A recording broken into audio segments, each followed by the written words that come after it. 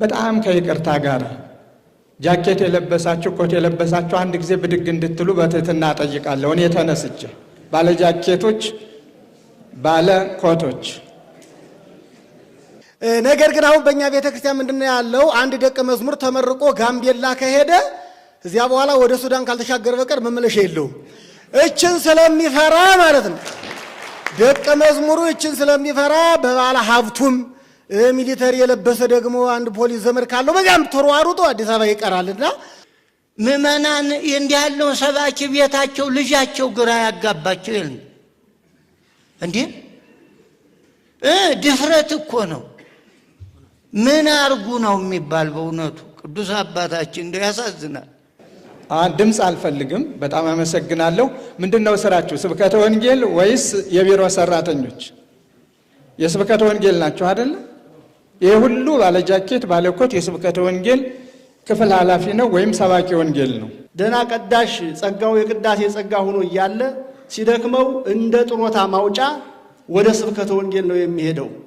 ዳይም ሁሉ አስተማሪ ያላት ቤተክርስቲያኒቱ ምእመናኗ እንድትቀማ አግባብነት የሌለው እኛ ያ ሁሉ ተቀምጦ ምእመኑ የኛ ምእመን ኦርቶዶክሳዊ ምእመን ወደ ሌላ እንዲሄድ በእውነቱ አስፈላጊው አይደለም። አንዱ ደብር ሰባኪ ወንጌል ነው፣ አንዱ ደብር ወይ ጸሐፊ ነው ወይ ቁጥጥር ነው፣ ሌላው ቤተ ክህነት ደግሞ ወይ ዜና አንባቢ ነው ወይ አንድ ነገር ነው፣ ሌላው ቤተ ክህነት ደግሞ ወይ አንድ መምሪያ ሰራተኛ ነው።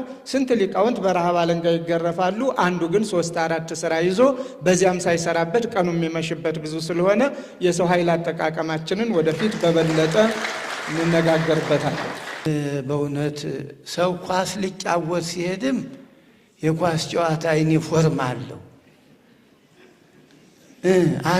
እና እንዴት ያሳፍራል በእውነት እንዴት የሞራል ውድቀት በእውነቱ እንዴ! እግዚአብሔር ያከበረንን ራቁትን መሄድ ክብር ነው እንዴ? የኛን ልብስ ለብሰው የማይገባ ቦታ ላይ መገኘት ቅዱስ አባታችን በዚህ ሳምንት ውስጥ ቀሚስ የለበሰ መስቀል የያዘ ቆብ ያጠለቀ መንፈሳዊ መነኮስ የሚመስል በግብሩ ደግሞ ቤተክርስቲያኒቱን የማይወክል ጫት እየቃመ ነው የተያዘ። ቅባ ቅዱስ ይቀባል፣ ጫት ይቅማል፣ በመስቀሉ ይባርካል። ይህ አምስቱም እንዴ! ይህ በጣም አባታችን አቡነ አብርሃም ያስቡበት። ይህ በጣም ቤተክርስቲያኒቱን የገደለ ነው። ምእመናኑ እምነቱ አግዷቸው እንጂ የትንህድ የሚሉበት እኮ ነው። አላፊ አግዳሚው ሌላ ተቃውሞ ያለው ይስቃል፣ ይሳለቃል። የኛ ምእመናን ያለቅሳሉ፣ ይሸማቀቃሉ። ሌላው በሌላ መልኩ መንክር እግዚአ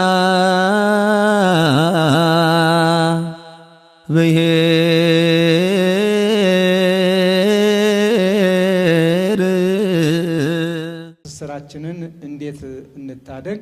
ዘመኑን በዋጀ የወንጌል አገልግሎት ለትውልዱ እንዴት እንድረስ? ኃላፊነታችንን በአግባቡ እንዴት እንወጣ? ማን ምን ያድርግ? በሚሉ ጉዳዮች ላይ የተወሰኑ አስተያየቶችንና ሐሳቦችን ጥያቄዎችን ተቀብለን አስተናግደን ወደ መጨረሻው መርሃ ግብር ነውና የምንሄድ። ቅዱስ አባታችን መልካም ፈቃዶ እንዲሆንልን በትህትና ጠይቃለሁ። እኔ የመጣሁት ከየካ አባዶ ለሚኩራ ጊሰበን ጽርሐ አርያም ዳግማዊት ግሸን ማርያም ትባላለች። የስብከተ ወንጌል ኃላፊ ነኝ። በወቅታዊ ጉዳይ ወደዛ ተጥዬ ነው እንጂ መሀል ከተማ ነበርኩኝ። ይሁን ችግር የለም። ስለዚህ ትልቁ ግን ያ አይደለም። እኛ መስጊድ አልሄድንም፣ ቤተ ክርስቲያን ሄድ ነው፣ ችግር የለም። ዋናው ትልቁ ሰንሰለት ግን ወንጌል እንዴት ይራመድ፣ ወንጌል እንዴት ይገስግስ፣ ወንጌል እንዴት ይድመቅ ያንጸባርቅ፣ ወንጌል እንዴት የጠፉትን ያገኝ። መልካም ነው። ክቡር አባታችን ዶክተር ብፁዓን አበው ሊቃነ ጳጳሳትም ይህንን እድል በማዘጋጀታችሁ በጣም ደስ እያለኝ የተደበቀው ነገር ሁሉ እንዲወጣ ያደረገው ወንጌል ስለሆነ አሁን ወንጌል እንዴት ይራመድ? ወንጌል በማን የታፈነ ነው ሲባል በአለቃ በጸሐፊ የታሸገ ሳጥን ነው። በመጀመሪያ ቤተ ክርስቲያን መስራቹ ልጅ ቢሮጥ አባቱን አይቀድምም እንኳ ቢሆን ወንጌል ለቤተ ክርስቲያን ለሕዝብ ለሁሉ ለሕይወት መድኃኒት አስፈላጊ እንደመሆኑ መጠን ለወንጌል ክራይቴሪያ ሊኖረው ዘንድ ይገባል። አለቆችም ጸሐፊዎችም ወንጌል ጋር ሊታረቁ ዘንድ ይገባል።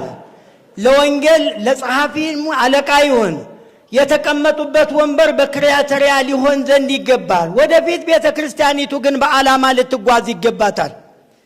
አዎ በሰዋስወ ብርሃንም ይሁን በቅድስት ሥላሴ የሚወጡ መምህራን በሳይንስና በስብከት ብቻ በስለው ይወጣሉ እንጂ የቤተ ክርስቲያን መሰረት ቤተ ክርስቲያኒቱ ሀብት ሞልቷታል።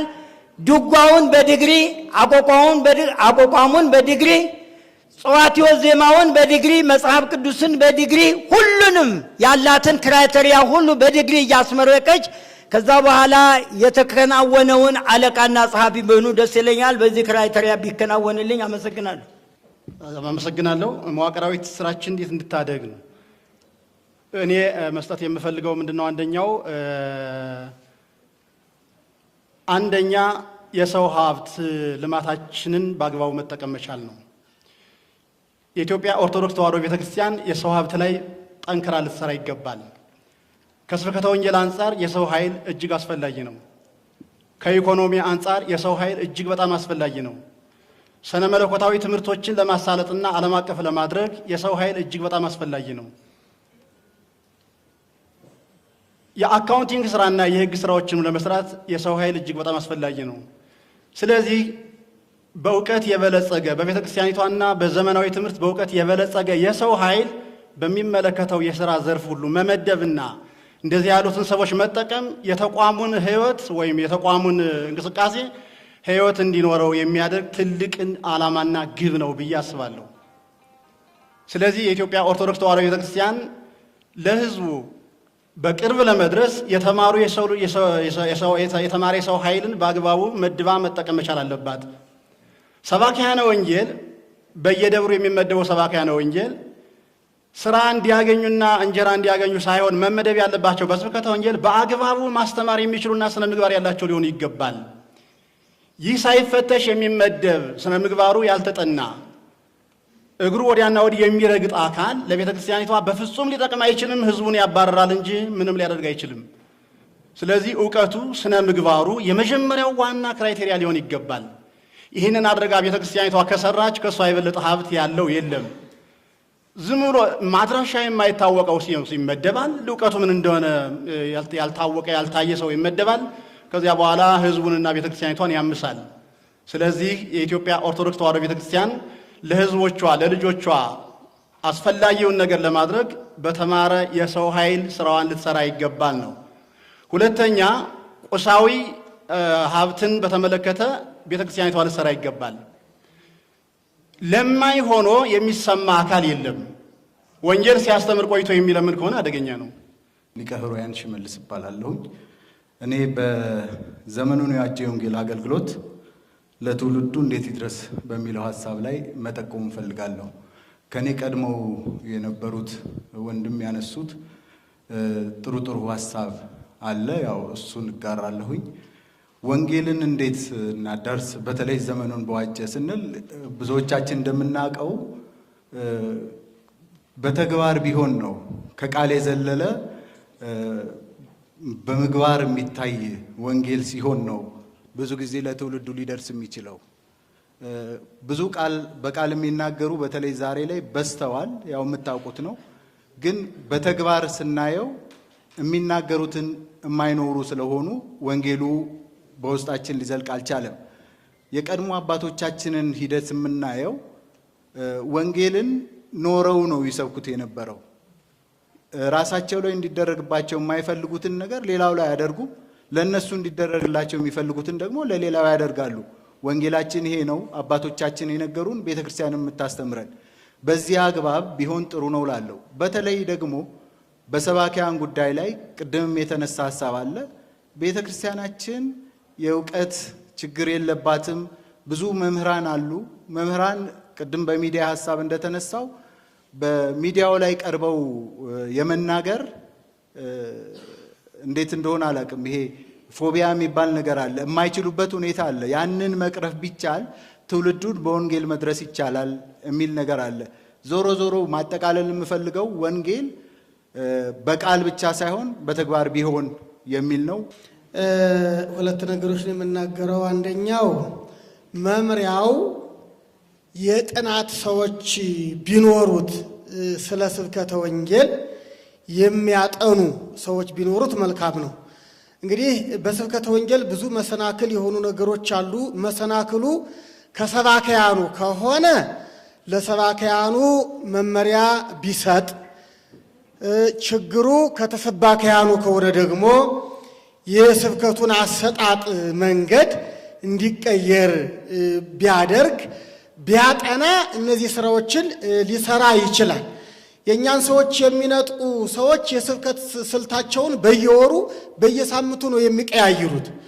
ውሸቱ እንኳን የሚሰብኩ ቢሆኑ ያ ውሸቱ እንኳን ከታወቀ ሌላ ውሸት ለመፍጠር ፈጣኖች ናቸው። እኛ ግን አንድ የለመድነው ነገር አለ። ያንን ነው ሁሌ ይዘን የምንሄድና ጥናት ቢኖረው ላለው። ሁለተኛ ለስብከተ ወንጌል መሰናክል የሆነ ነገር አለ ብዬ እኔ የማምነው ነገር፣ እኔ አሁን የከፍተኛ ተቋም መምህር ነኝ። ደቀ መዛሙርትን እናስመርቃለን፣ ይላካሉ ደቀ መዛሙርት እና አባታችን ቅድም ማለት መላከ ሰላም ዶክተር አባቃለ ጽድቅ ስለ ገጠሯ ቤተክርስቲያን አንስተው ነበርና የገጠሯ ቤተክርስቲያን ለምንድነው ሰባኪ ያጣችው?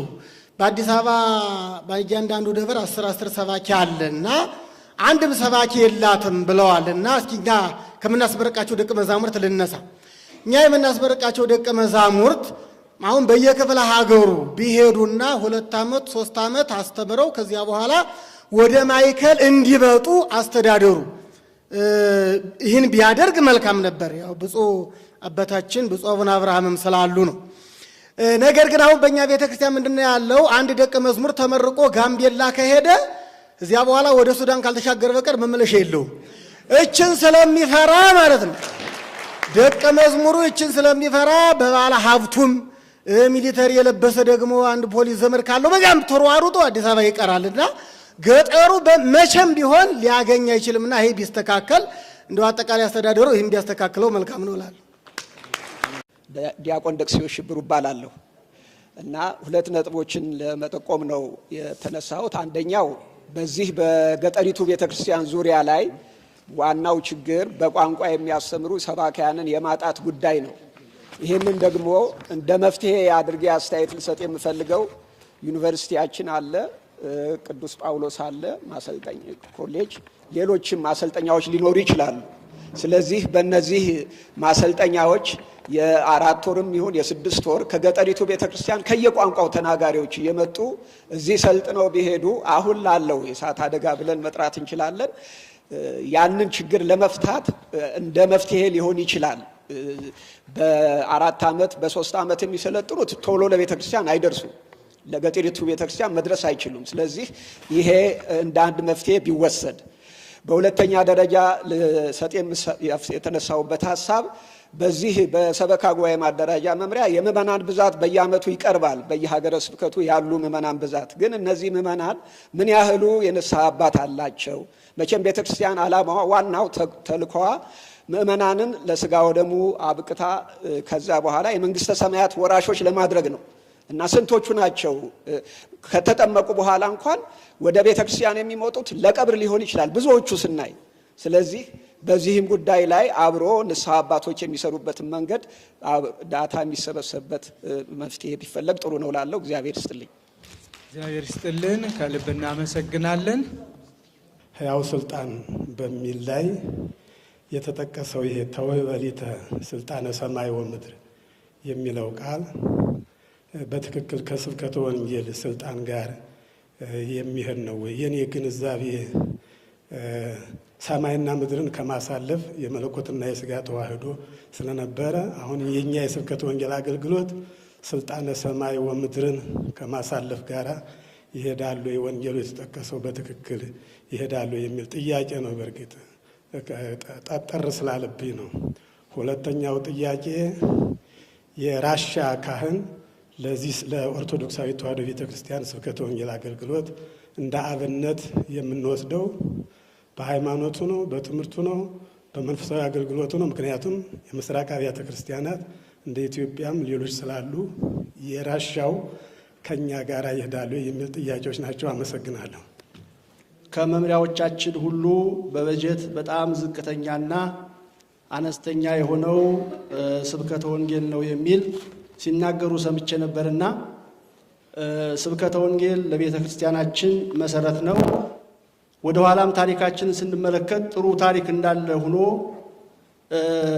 ለልዩ ልዩ አገልግሎት ለድጓው መምህር፣ ላቋቋሙ፣ ለቅዳሴው፣ ለልዩ ልዩ ሊስት ወይም በጀት ሲኖረው የስብከተ ወንጌል በጀት የሚል አላየውም ወደ ኋላ።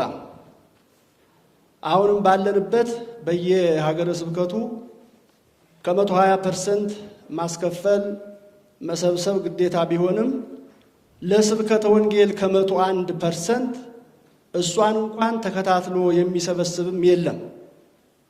እሷም ብትጨመርና በአግባቡ ቢሰበሰብ።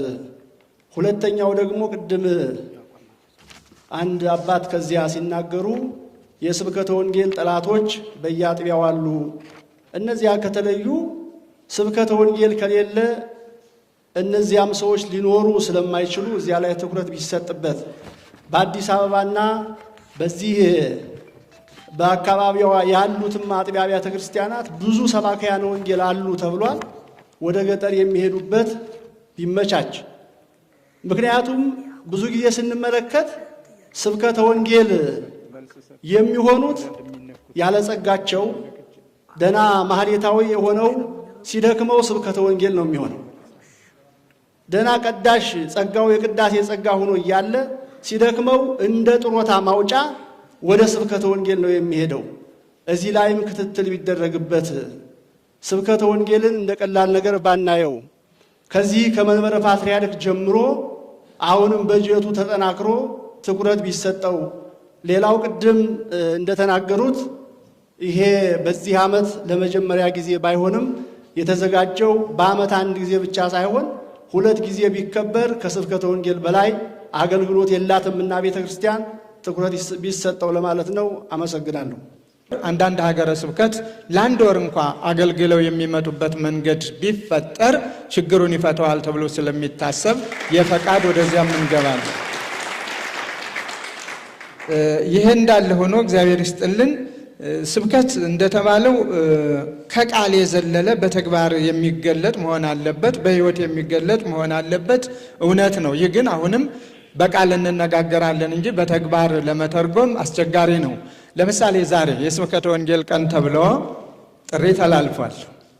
በጣም ከይቅርታ ጋር ጃኬት የለበሳችሁ ኮት የለበሳችሁ አንድ ጊዜ ብድግ እንድትሉ በትህትና ጠይቃለሁ። እኔ ተነስቼ ባለ ጃኬቶች ባለ ኮቶች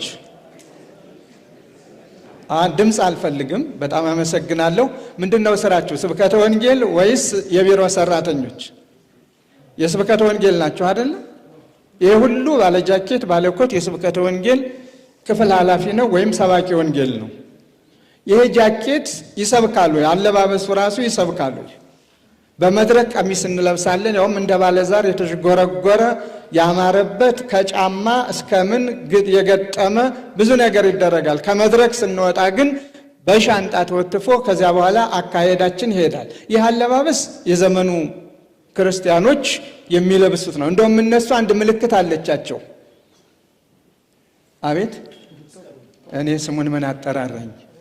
አንገታቸው ላይ የሚያደርጓት ምልክት አለቻቸው፣ ካህናት እንደሆኑ ለመግለጽ ወይም ደግሞ የራሳቸው ኃላፊነት እንዳላቸው። እኛ ግን የለንም። ስለዚህ አለባበሳችንንም እንድናስተካክል አለባበሳችን አንዱ ሰባኪ ስለሆነ ይሄ የኛ ሰባኪ ነው፣ ይሄ የኛ አስተማሪ ነው ብለው ምእመናን የሚገልጹት አለባበስ እንዲኖር በዚሁ አጋጣሚ ቅድስት ቤተ ክርስቲያን ታሳስባለች። ከዚህ በፊት ከብፁዕ ወቅዱስ አቡነ ባስልዮስ ጀምሮ እስከ ብፁዕ ወቅዱስ አቡነ ማትያስ ድረስ ስላለባበስ የካህናት የመነኮሳት የምን ተብሎ ሕጎች ወጥተዋል።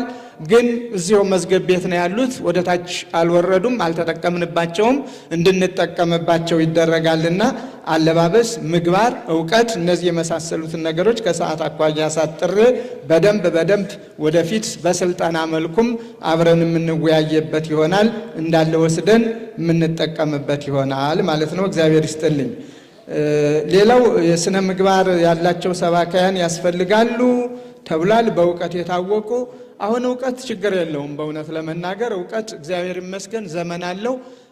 ሁሉም እኔ ልማር እያለ ባሉን ትምህርት ቤቶች እየተማሩ እውቀት እየጨመሩ ነው። ችግሩ አሁን እንዴት አድርገን መማር እንዳለብን የተቸገርንበት የሥነ ምግባሩ ጉዳይ ነው። ሥነ ምግባርን እንዴት ነው የምንማረው? ከማን ነው የምንማረው? ማን ነው ምሳሌ የሚሆነው? ይሄ እንደው መላውን አጥቷልና እውቀቱ ጥሩ እየተገበያየን ነው። የእውቀቱ ችግር የለም። ምኑም የያዝነውም ስልኩም ሁሉም አስተማሪ ስለሆነ ከዚያም እየቀሰምን ነው። ግን የምንቀስመው ሁሉ ደግሞ መልካምና ጤናማ ሊሆን ስለማይችል ወንበር ዘርግተው ከመምህራን የተማሩ በመምህራን እግር የተመላለሱ ቢነግሩን ጥሩ ነው። የሚጻፈውን ሁሉ አንበን ያየነውን ሁሉ እናስተምርበት ብንል ደግሞ ሌላ ፈተና ስለሚገጥመን እሱን በትኩረት እንድናየው አደራ ለማለት ነው። ሌላው የሰው ኃይል ላይ ጠንክሮ መስራት ተብሎ የተገለጹት ሌሎችም አብሮ የታከሉት ጀምረናል። ወደ ጥናት እየገባን ነው። ብዙ የሰው ኃይል አላት ቤተ ክርስቲያኒቱ በስራ ላይ ያልዋለ ግን ደሞዝ የሚያገኝ አንዳንድ ጊዜ ብዙ ነገር ነው፣ መዘዙ ብዙ ነው። ወደዚያ ከገባን የሚሰራው ስራ ስለሌለ አንዱ ደብር ሰባኪ ወንጌል ነው፣ አንዱ ደብር ወይ ጸሐፊ ነው ወይ ቁጥጥር ነው፣ ሌላው ቤተ ክህነት ደግሞ ወይ ዜና አንባቢ ነው ወይ አንድ ነገር ነው፣ ሌላው ቤተ ክህነት ደግሞ ወይ አንድ መምሪያ ሰራተኛ ነው። ስንት ሊቃውንት በረሃብ አለንጋ ይገረፋሉ። አንዱ ግን 3-4 ስራ ይዞ በዚያም ሳይሰራበት ቀኑ የሚመሽበት ብዙ ስለሆነ የሰው ኃይል አጠቃቀማችንን ወደፊት በበለጠ እንነጋገርበታለን። ስለዚህ የቀረቡት ነገሮች ሁሉ እስከ ሰዓት አኳያ ብዙ ማለት ሳልፈልግ እንጠቀምባቸዋለን። አንድ ቀን በቅርቡ መምሪያው በበለጠ አዘጋጅቶ በስልጠና መልኩ ሰፊ ውይይት እንደዚህ ዝም ብሎ በጥድፊያ ላይ ሳይሆን ዛሬ የስብከተ ወንጌልን ቀን እናክብር ነው፣ ለማስታወስ ለትዝታ ያህል ነው። ቅድም ዳሰሳዊ ጥናት አይተናል። ዳሰሳዊ ጥናቱ ብዙ ትኩረት ሰጥተን የምንሰራበት ይሆናል ወደፊት። ዳሰሳዊ ጥናቱ እንዴት ተጀመረ፣ እንዴት ሄደ? ጥሩ ነው። ለመጀመሪያ ጊዜ ለሙከራ መልካም ነው። ከጥንቶቹ አንዳንድ አባቶቻችንን አይተናቸዋል። ወደፊት ግን በደንብ ሊጠናበት የሚገባና ትናንትን ከዛሬ ዛሬን ከነገር ጋራ በደንብ አነጻጽረን የምንሰራበት መሆኑን በዚሁ አጋጣሚ መግለጽ እፈልጋለሁኝ። ስለዚህ ከሰዓት አኳያ የቅዱስነታቸው ሌላ መርሃ ግብር ስላላቸው እዚያው ላይ እኔ አቁሜ ከዚህ ቀጥሎ ብፁዕ አባታችን አቡነ ማርቆስ የሚጨምሩትን ጨምረው መልእክታቸውን ጠቅለል አድርገው የመጨረሻ የመምሪያው ኃላፊም ናቸውና ከዚያ ወደ አቋም መግለጫ እንሄድና ቅዱስነታቸው በቡራኬ ነው ከዚያ የሚደመድሙልን። እግዚአብሔር ይስጥልኝ። እሺ፣ ብፁዕ ቅዱስ አባታችን ብፁዕ አቡነ አብርሃም፣ የጉባኤው ታዳሚዎች፣ በመጀመሪያ በጣም ነው በእውነቱ እኔ ደስ ብሎኛል። ያው ደስታው እንግዲህ ዛሬ በዓል ማክበር ነው እንጂ ብዙ ውይይት አይደለም። ውይይቱ አሁን አቡነ አብርሃም እንዳሉት ራሱን የቻለ ቀን ተፈጥሮ ሰባካያኑም በዛ ብለው እንደዚህ ሳይሆን እና እንዲያው ሁለት ነገር ላይ ነው እኔ ማተኩረው።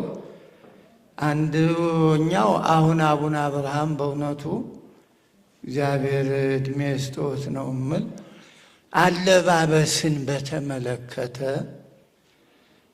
በእውነት ሰው ኳስ ሊጫወት ሲሄድም የኳስ ጨዋታ ዩኒፎርም አለው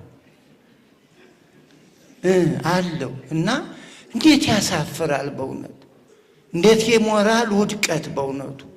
እንዴ እግዚአብሔር ያከበረንን ራቁትን መሄድ ክብር ነው እንዴ? ምእመናኑን ግራም እናጋባ እኮ ነን በእውነቱ። እና እንዲሁ ቀስ ብላችሁ ወደ ልቡናችሁ ተመለሱ። ልብስ ከመልበስ መስቀል ከመያዝ አባት ከመሆን ጀሌ ዝም ብሎ ራቁቱን መሄድ እንዴ በጣም እኮ ውርደት ጭምር ነው በእውነቱ። እና ይሄን አስቡበት። ያው ማታስቡ ከሆነ ውይይቱ ጥሩ ነው፣ መፍትሄ ይኖረዋል። እንግዲህ የውይይት ጥቅሙ ይሄ ነው። ቅዱስ አባታችን አሉ፣ ጠቅላይ ስራ አስኪያጁ አሉ፣ እኔ አለው፣ እናንተም አላችሁ። እንዴት መሄድ እንደሚገባ ይሄ ነው እንግዲህ ራሳችንን ማረም እና እዚህ ላይ አስቡበት በእውነቱ።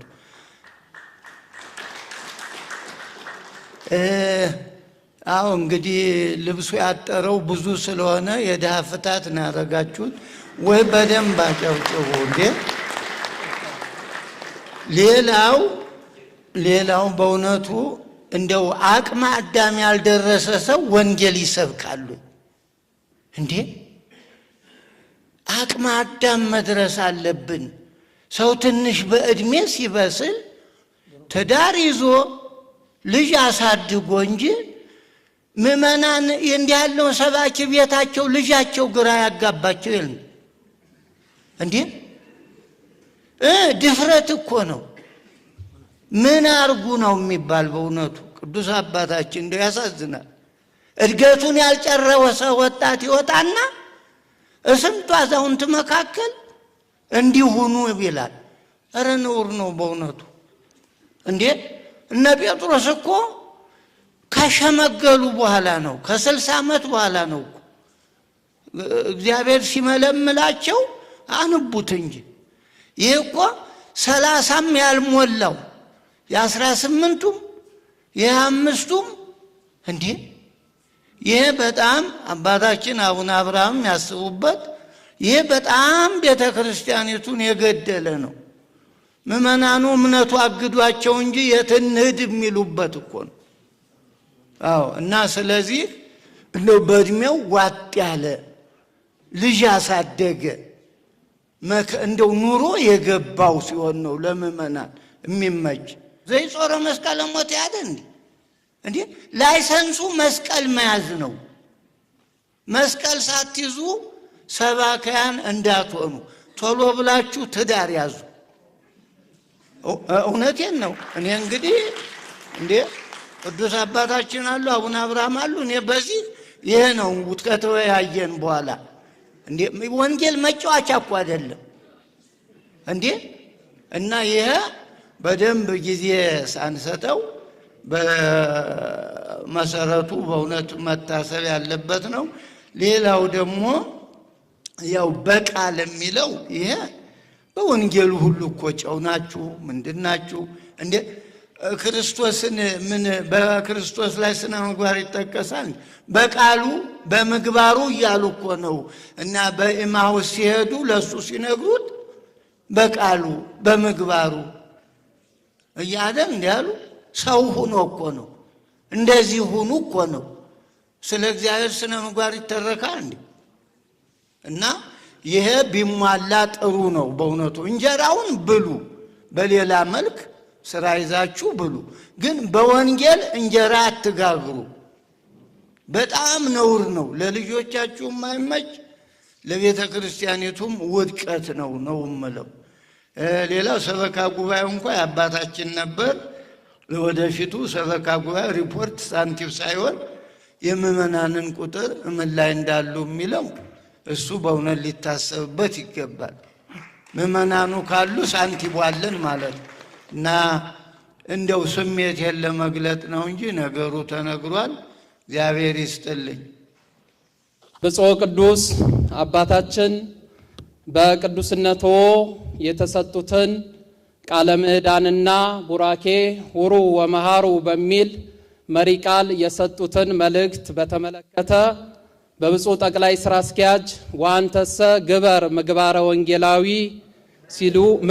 ወንጌላዊ ሲሉ የሰጡትን መመሪያ የስብከተ ወንጌልና ሐዋርያዊ ተልእኮ መምሪያ የበላይ ኃላፊ ሊቀ ጳጳስ ብፁዕ አቡነ ማርቆስ ቀን ሳለ የላከኝን ሥራ ላደርግ ይገባኛል በሚል መሪ ቃል የሰጡትን ትምህርት መላከ ሰላም ቆሞስ አባ ቃለ ጽድቅ የስብከተ ወንጌል ተደራሽነትን ችግሮችና መፍትሄዎች ያቀረቡትን የዳሰሳ ጥናት መምህር ተመስገን ዘገየ የቤተ ክርስቲያን የህትመት ሚዲያ አጠቃቀም የቋንቋ ተደራሽነት በሚል ርዕስ ያቀረቡትን ጥናት በጉባኤው ላይ የተነሱን ጥያቄዎችና ምላሾችን አዳምጠን የሚከተለውን የአቋም መግለጫ አውጥተናል። የአቋም መግለጫ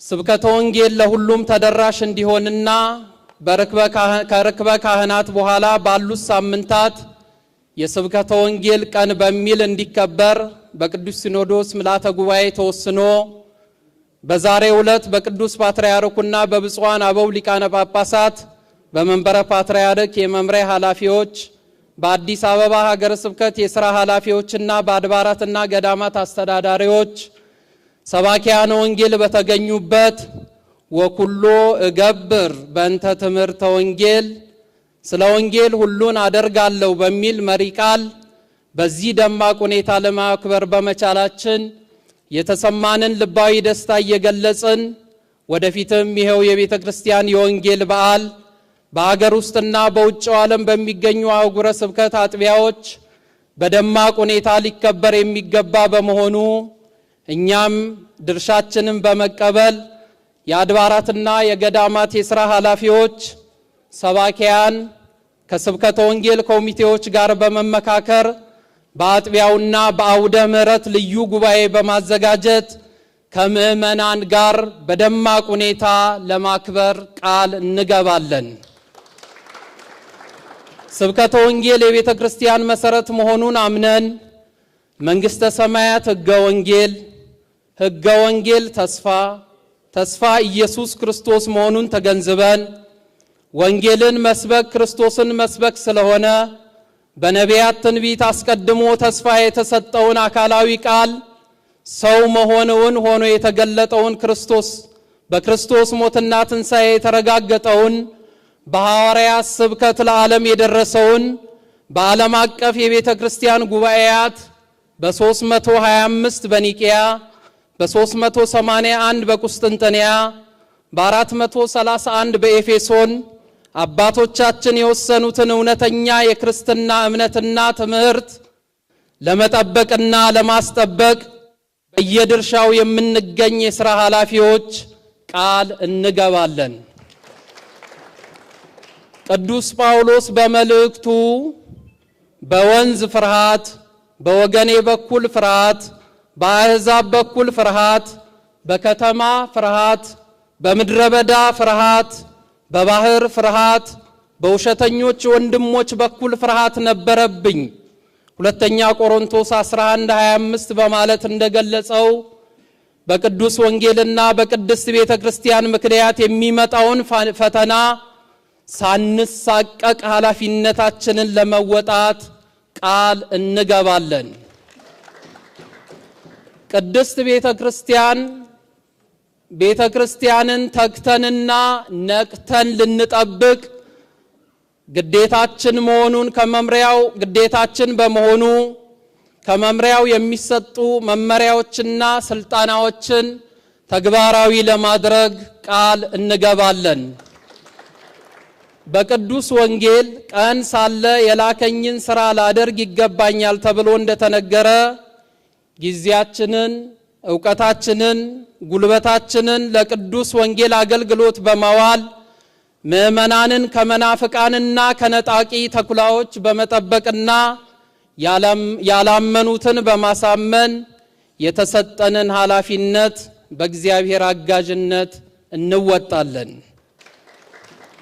ቅዱስ ጳውሎስ በመልእክቱ በወንጌል ትምህርት ማኅበርተኞች ሆን ዘንድ ስለ ወንጌል ሁሉን አደርጋለሁ አንደኛ ቆሮንቶስ 9:23 ብሎ እንደተናገረ የተጠራንበትን ዓላማ ተግባራዊ በማድረግ አባቶቻችን የከፈሉትን ዋጋ ሁሉ በመክፈል የቅድስት ቤተ ክርስቲያንን ተልእኮ እንፈጽማለን፣ እናስፈጽማለን። ከመንበረ ፓትርያርክ እስከ አጥቢያ ቤተ ክርስቲያን የተዘረጋው የኢትዮጵያ ኦርቶዶክስ ተዋሕዶ ቤተ ክርስቲያን መዋቅር በመጠበቅና በማስጠበቅ ወንጌልን በማስፋት የቅዱስ ሲኖዶስ ውሳኔን ተግባራዊ እናደርጋለን። ከቅዱሳን ሐዋርያት የተሰጠንን ስልጣን በምንም ሁኔታ በየትም ቦታ ለእግዚአብሔርና ለቅድስት ቤተ ክርስቲያን ታማኝ በመሆን የወንጌል ተደራሽነትን እናስቀጥላለን።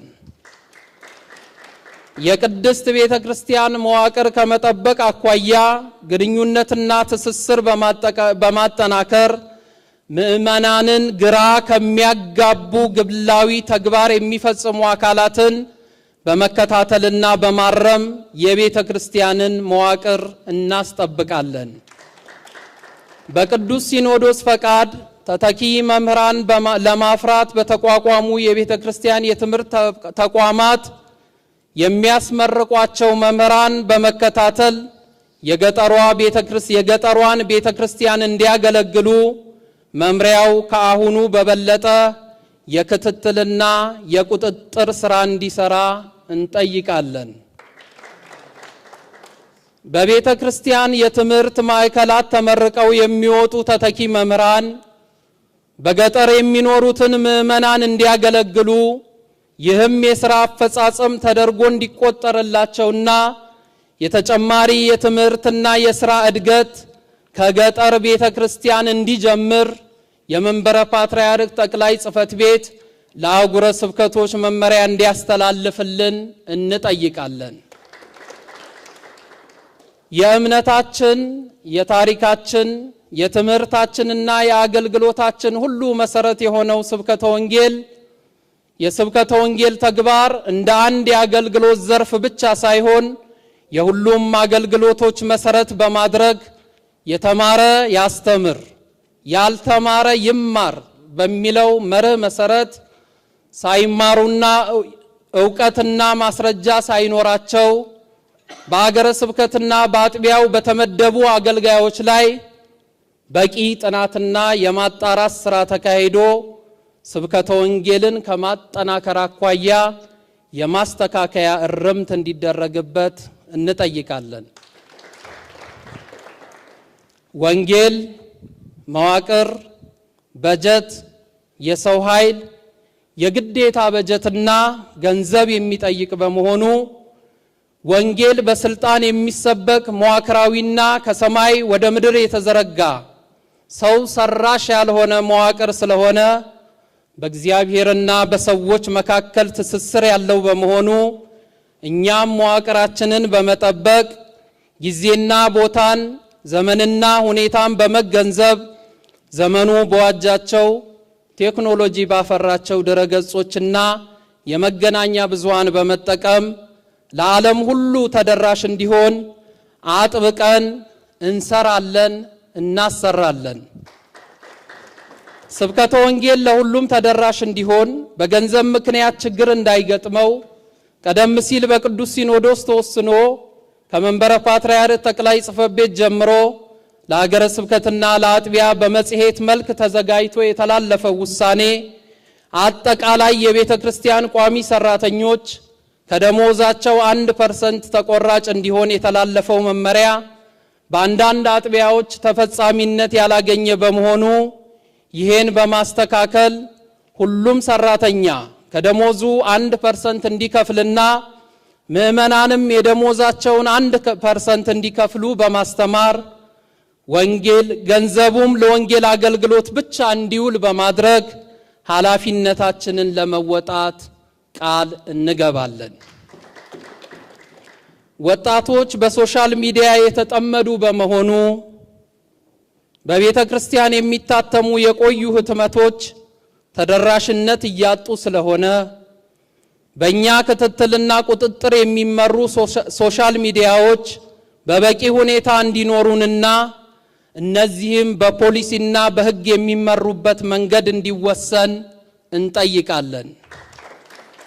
ስብከተ ወንጌልና ሐዋርያዊ ተልእኮ መምሪያ ስር የተቋቋሙ መምሪያ ስር የቋንቋዎችን ጉዳይ የሚከታተልና የሚያስተባብር ዴስክ እንዲቋቋም እንጠይቃለን።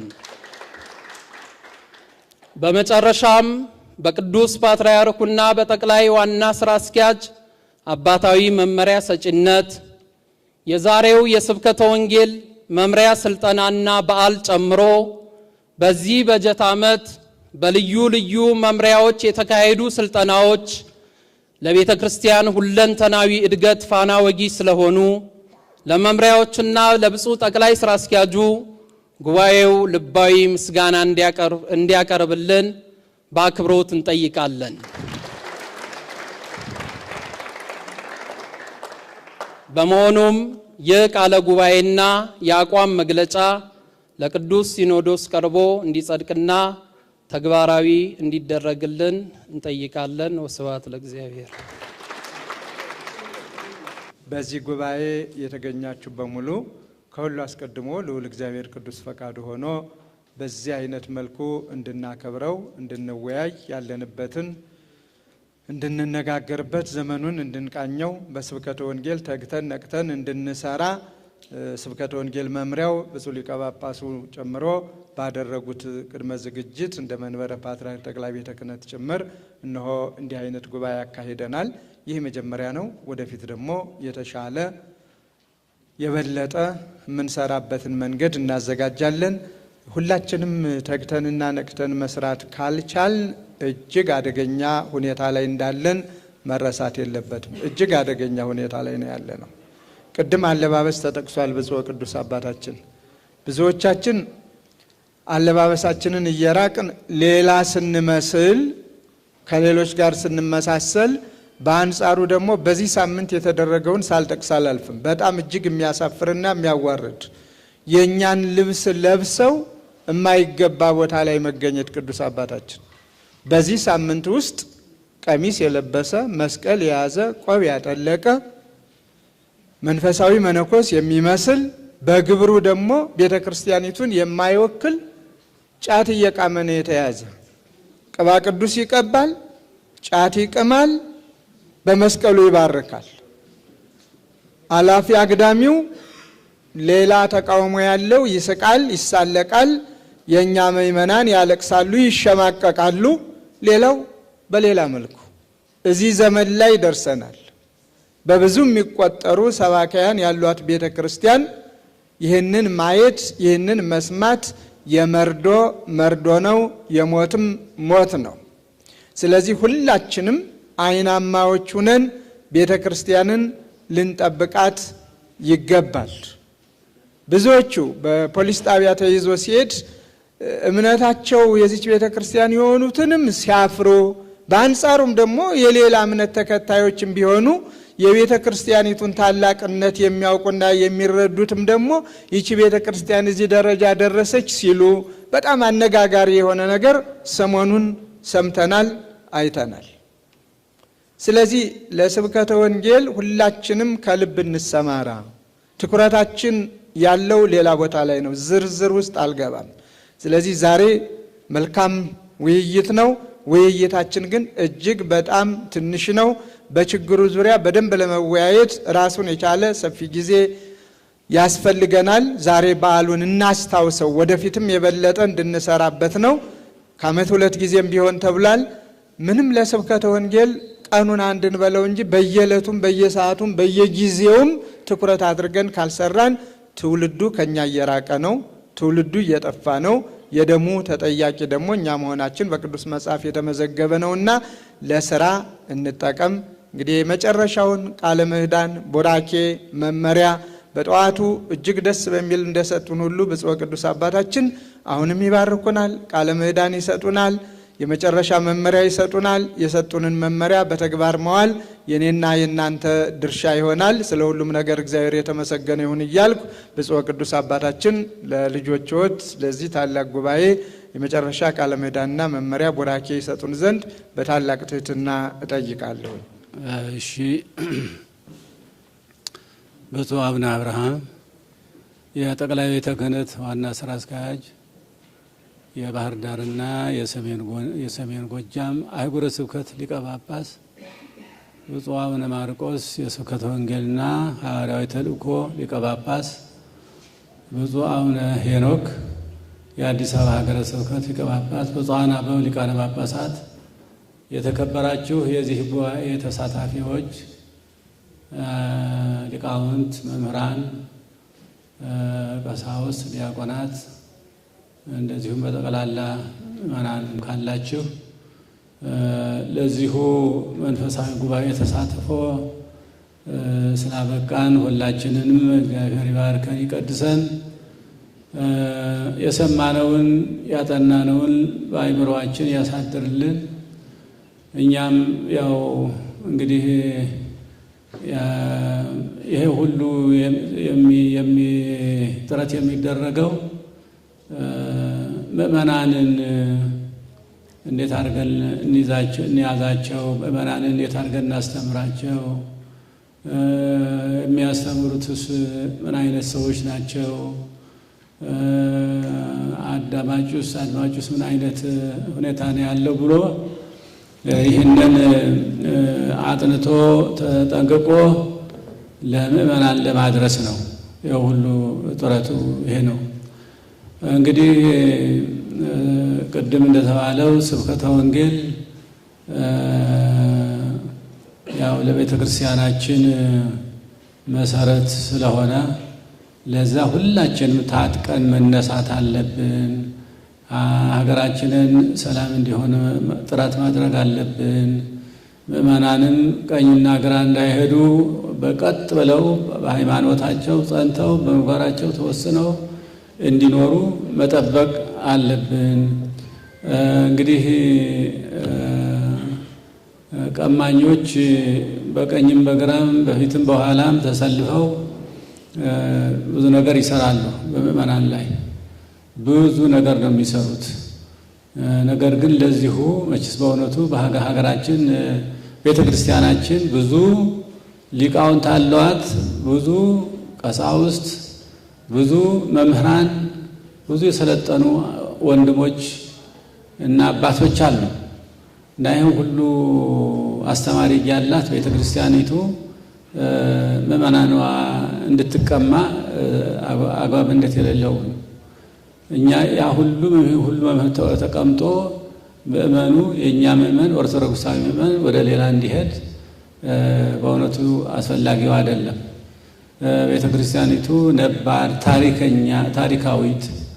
ታሪካዊትና ነባር ከጥንት ጀምሮ ከመሰረት ጀምሮ የነበረች ያለች ወደፊትም የምትኖር ቤተ ክርስቲያን ናትና ይችን ጥንታዊት ታሪካዊት ቤተ ክርስቲያናችንን ለመጠበቅ ሁላችንም ታጥቀን እንነሳ። ሁላችንም ጠባቂዎች እንሁን። ሁላችንም ኃላፊነት ይሰማን እና በዚሁ እንግዲህ እግዚአብሔር አምላካችን ከዚህ ያደረሰን አምላክ ስሙ የተቀደሰ የተባረከ ይሁን። ሰላማዊ ጉባኤ አድርጎ እስካሁን ድረስ ስላደረሰን እግዚአብሔር አምላካችን ስሙ የተቀደሰ ይሁን። ጉባኤያችንን ባርኮልናል፣ አክብሮልናል፣ ሰላሙን ፍቅርና አንድነቱን ሰጥቶናል።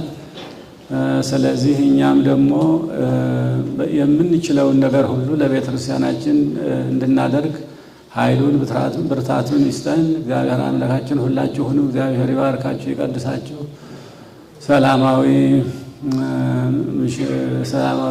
ምሽት ያድርግልን። ቤተ ክርስቲያናችንን፣ ሀገራችንን፣ ሃይማኖታችንን፣ ምእመናኖቻችንን ይጠብቅልን። ሰላሙንና ፍቅሩን ለሀገራችን ይስጥልን። አሜን። አባታችን ሆይ ሊቀ ትጉሃን መምህር ገብረ መስቀል ኃይለ መስቀል ከሃይማኖት ዕውቀት ማስፋፊያ ጠቅላላ ማህበር መስራችና ዋና ስራ አስኪያጅ ነኝ። ዛሬ እዚህ የተገኘሁበት ዋና ምክንያት በኢትዮጵያ ኦርቶዶክስ ተዋሕዶ ቤተ ክርስቲያን የስብከተ ወንጌልና ሐዋርያዊ ተልእኮ መምሪያ ያዘጋጀውን ለአስተዳዳሪዎች፣ ለጸሐፊዎች፣ ለሰባክያነ ወንጌል ያዘጋጀውን የስልጠናና የወንጌል የማክበር ቀን ለመሳተፍ ነው የመጣሁት። እንዲሁም የሃይማኖት ዕውቀት ማስፋፊያ ማህበር ለዚሁ ለአገልግሎቱ የሚሆን አስተዋጽኦ በደብዳቤ ተጠይቀን ስለነበረ አቅማችን የሚፈቅደውን እገዛ አድርገናል።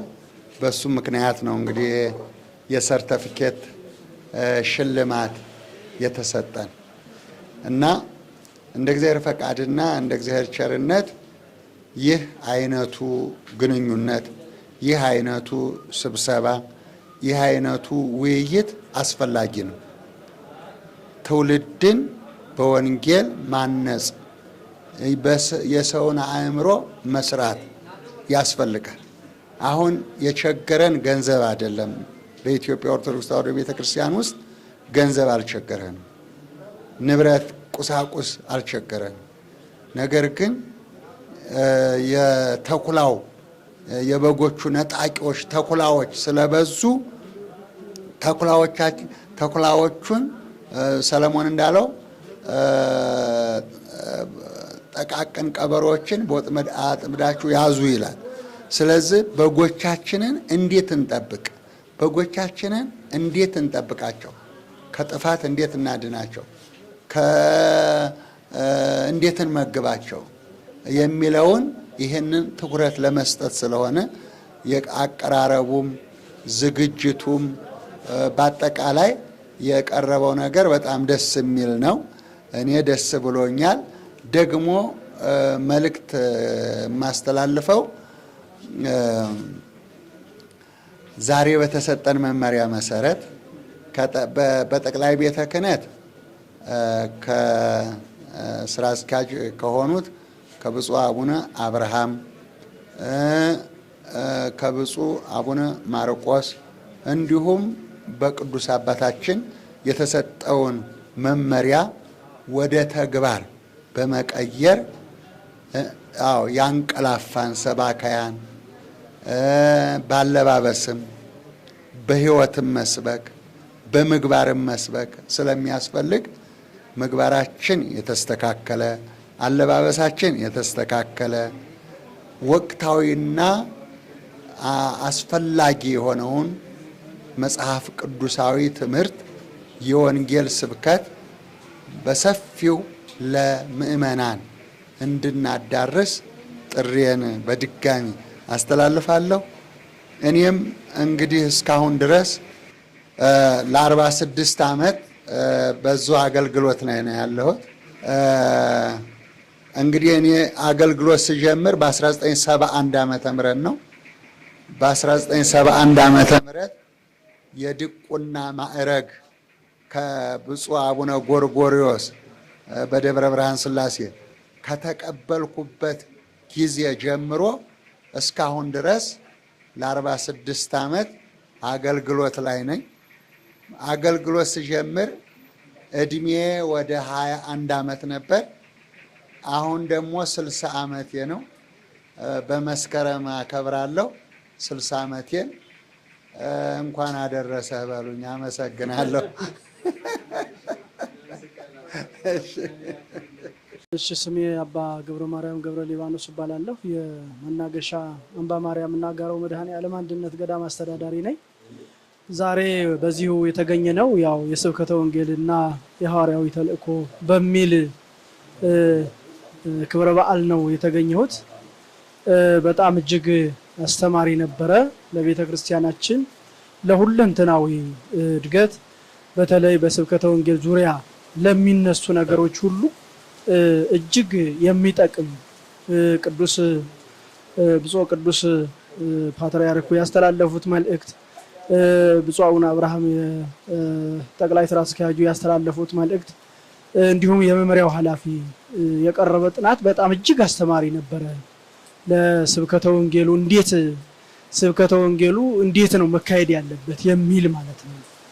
ስለዚህ በጣም እጅግ አስተማሪ ለቤተ ክርስቲያናችን እጅግ ጠቃሚ መሰረት እንደመሆኑ መጠን በዚህ መሰረትነት ላይ ተመርኩዘን ሁሉ የቤተ ክርስቲያኑ አገልጋይ እንዴት ነው ለስብከተ ወንጌሉ ትኩረት ሊሰጥ የሚገባው በሚል ነበረ ሲካሄድ የነበረው። የቀረቡ ጥናቶች ጥናታዊ ጽሁፎች በጣም እጅግ ጥሩ ነበሩ። ስለዚህ ይሄ ዛሬ የተቀበልነውን መልእክት አለንበት አጥቢያ ቤተክርስቲያን ሰባኪያነ ወንጌል ካህናት አገልጋዮች እንዴት ነው ለስብከተ ወንጌል ትኩረት መሰጠት ያለበት የሚለው በጣም ጠቃሚ ነው ለኛ ማለት ነው፣ ለቤተ ክርስቲያኗ ማለት ነው። እኛ ተምረን ለታችኞቹ አጥቢያው ላይ ያሉ ሰባኪያን ደግሞ በሚገባ እንድናስጨብጥ ነው ዛሬ የተሰጠን ተልእኮ።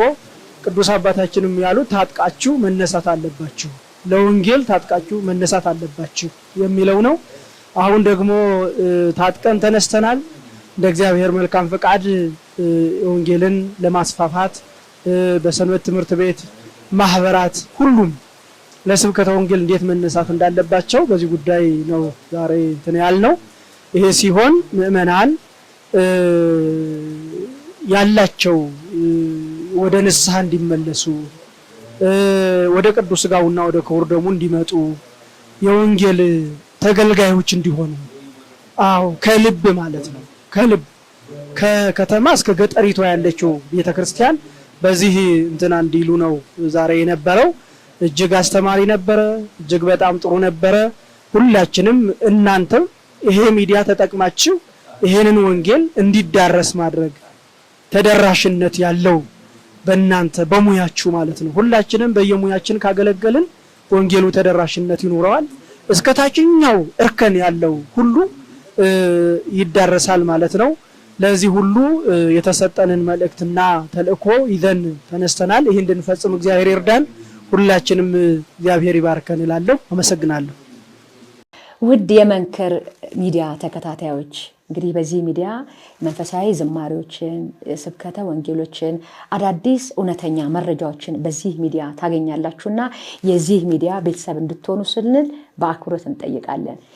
የመንክር ሚዲያ ታዳሚዎች ሰብስክራይብ፣ ላይክ፣ ሼር ማድረጋችሁን ለሰዎች ማጋራታችሁን አትተው። እናንተ የተጠቀማችሁበትን ለሰዎች አጋሩ። እናንተ መልእክት ያገኛችሁበትን ሰዎች ጋር እንዲደርስ አድርጉ። ይህንንም የምታደርጉት ሰብስክራይብ፣ ላይክ፣ ሼር በማድረግ ነውና ለሁሉም ተደራሽ እንዲሆን ስል በትዕግስት ስም እጠይቃለሁ። መንክር ሚዲያ እኔም ሰብስክራይብ አድርጋለሁ፣ እናንተም አድርጉ። መንፈሳዊ መዝሙሮችን፣ መንፈሳዊ ስብከቶችን እንደዚሁም ደግሞ ወቅታዊ የሆኑ የቤተ ክርስቲያን ጉዳዮችን መመልከት፣ ማየት፣ መስማት ከፈለጋችሁ በተለያየ የሶሻል ሚዲያ ላይ መንክር ሚዲያ እንድትከታተሉ እጋብዛችኋለሁ። መንክር እግዚአ